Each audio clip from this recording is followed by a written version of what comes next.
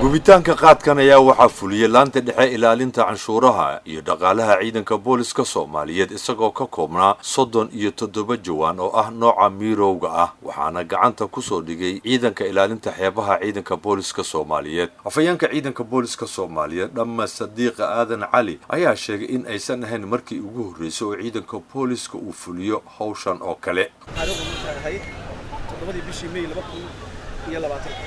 abaar 8 saac oo doornimo ayaa ciidanka ilaalinta xeebaha oo ku howlgala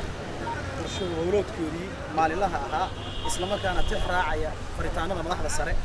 ay soo qabteen doon nuuceedu yahay Faraboor oo waday 37 jawaan madoobe oo jaab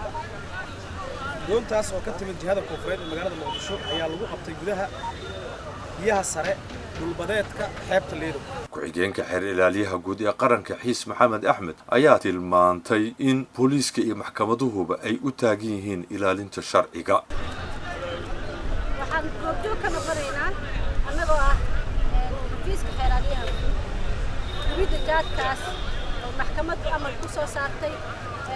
horena wasaaradda caafimaadka ay uga digtay in jaadka uu soo geli karin waddanka saas uu ku soo galay jaadkan sifada sharci darrada uu ku soo galay si loo ilaaliyo badqabka ummaddeena Soomaaliyeed maadaama uu jiro cudur safmarayn ah oo ummadda dhibaato badan ku haya kaasoo ku dhacay COVID-19 laga soo bilaabo bishii Maarso ee sanadkan oo la soo saaray in la joojiyo keenista qaadka oo xilliga wixii ka dambeeyay noqday mid sharci darro ah ayaa la gubay dhowr jeer oo hore